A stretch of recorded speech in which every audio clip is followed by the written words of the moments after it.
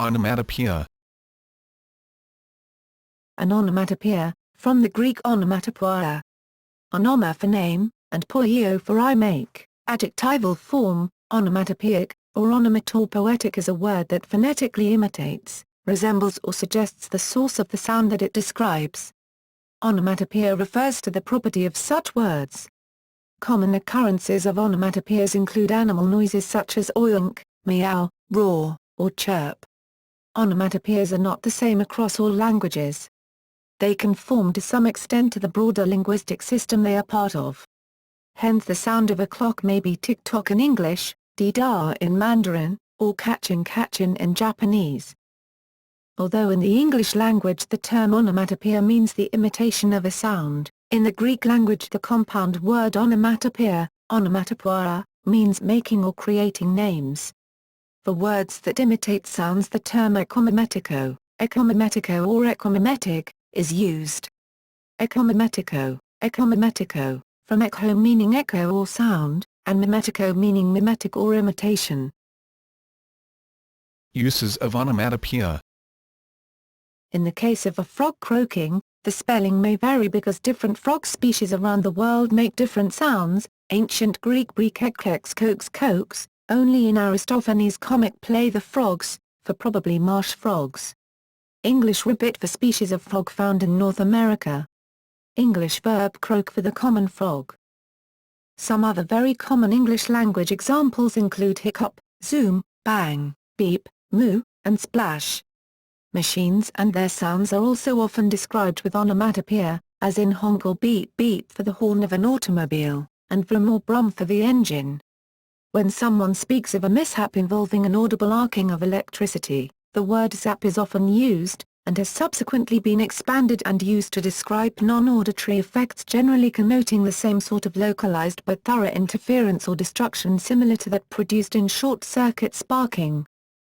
For animal sounds, words like quack, duck, moo, cow, bark or woof, dog, roar, lion, meow meow or purr, cat, cluck, chicken, and baa, sheep, are typically used in English. Some of these words are used both as nouns and as verbs. Some languages flexibly integrate onomatopoeic words into their structure. This may evolve into a new word, up to the point that it is no longer recognized as onomatopoeia.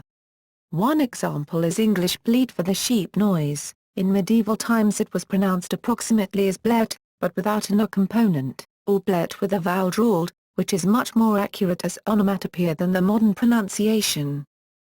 An example of the opposite case is cuckoo, which, due to continuous familiarity with the bird noise down the centuries, has kept approximately the same pronunciation as in Anglo-Saxon times and its vowels have not changed as they have in the word furrow. Verbidescendi are a method of integrating onomatopoeia and ideophones into grammar. Sometimes things are named from the sounds they make. In English, for example, there is the universal fastener which is named for the onomatopoeic of the sound it makes, the zip, in the UK, or zipper, in the US. Many birds are named after their calls, such as the bobwhite quail, the wero, the nwepork, the killdeer, chickadee, the cuckoo, the chiffchaff, the whooping crane and the whippoorwill. In Tamil and Malayalam, the word for crow is korka. This practice is especially common in certain languages such as Maori and, therefore, in names of animals borrowed from these languages. Cross-cultural differences.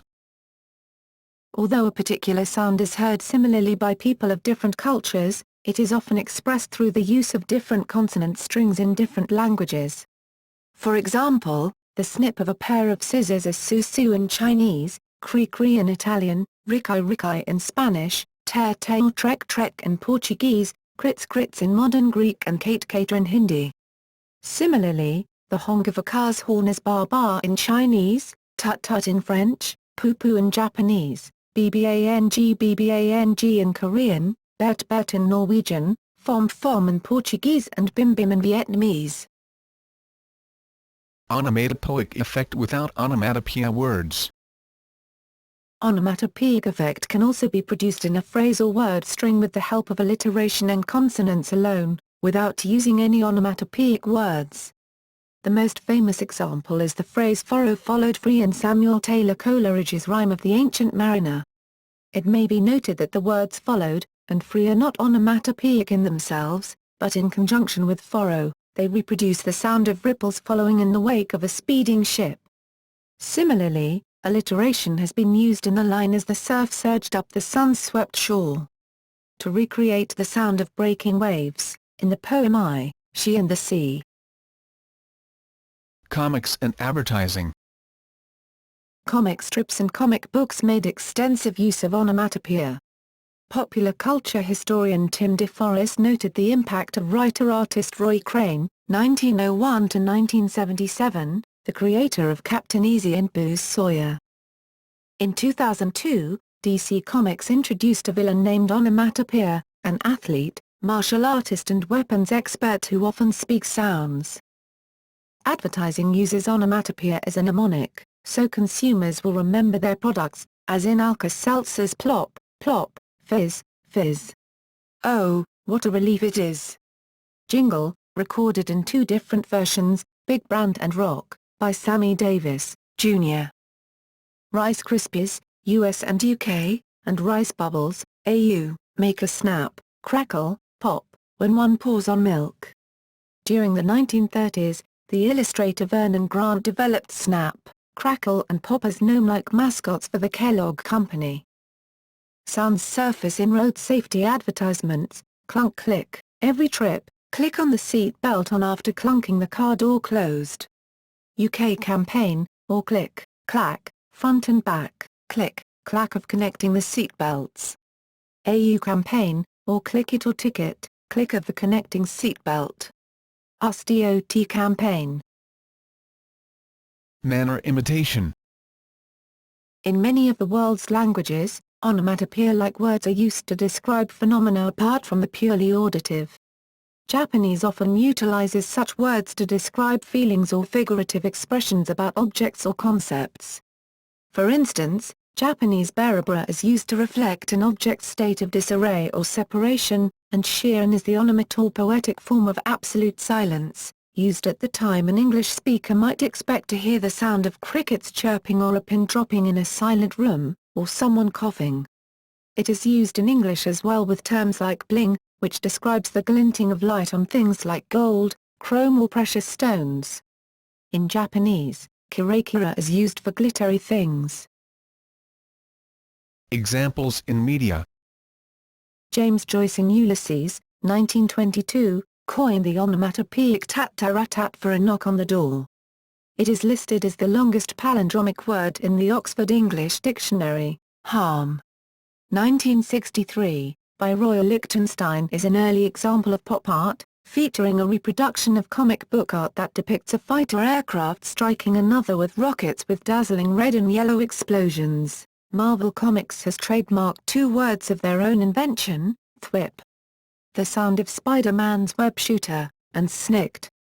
The switchblade sound of Wolverine's claws coming out of his hands. In the Garfield comic strip and television series, there is a running gag about a splat, which is usually the sound of a pie hitting someone in the face. In the 1960s TV series Batman, comic book-style onomatopoeias such as wham, pow, biff, crunch and zoons appear on screen during fight scenes. This is often the subject of parody, for example in The Simpsons episode Radioactive Man, where the onomatopoeic words are replaced with snew, newt, and mint, which are references to other Simpsons episodes. Ubisoft's 13 employed the use of comic book onomatopoeias such as bam, boom and noa during gameplay for gunshots, explosions and kills, respectively. The comic book style is apparent throughout the game and is a core theme, and the game is an adaptation of a comic book of the same name. In Book 4 of Jonathan Swift's novel Gulliver's Travels, the name of the Houyhnhnms is an onomatopoeia for the whinny of a horse. The chorus of American popular songwriter John Prine's song Onomatopoeia cleverly incorporates onomatopoeic words, though as discussed, ouch is not the sound of pain. Bang went the pistol. Crash went the window. Ouch went the son of a gun. Onomatopoeia I don't wanna see you speaking in a foreign tongue, A well-known rhetorical question is, why doesn't onomatopoeia sound like what it is? Ian M. Banks references this in his novel Against a Dark Background, when a character claims that the word onomatopoeia is spelled just the way it sounds. The marble game Kerplunk is an onomatopoeia for the sound of the marbles dropping when one too many sticks has been removed. The Nickelodeon cartoon Kablam is implied to be onomatopoeic to a crash. In a 2002 episode of The West Wing, Rob Lowe, Sam Seaborn, and Ian McShane, portraying a Russian negotiator, have a conversation about how the word trumpy onomatopoetically sounds right. Each episode of the TV series Harper's Island was given an onomatopoeic name which imitates the sound made in that episode when a character dies. For example, in the episode titled Bang, a character is shot and fatally wounded, with the bang mimicking the sound of the gunshot. In the Transformers, the Autobot Warpath spoke with onomatopoeia in his speech, which included wham, bang, blam, whack, whoosh, bam, zoom, zap, boom, wow, clang, pow, and boing, among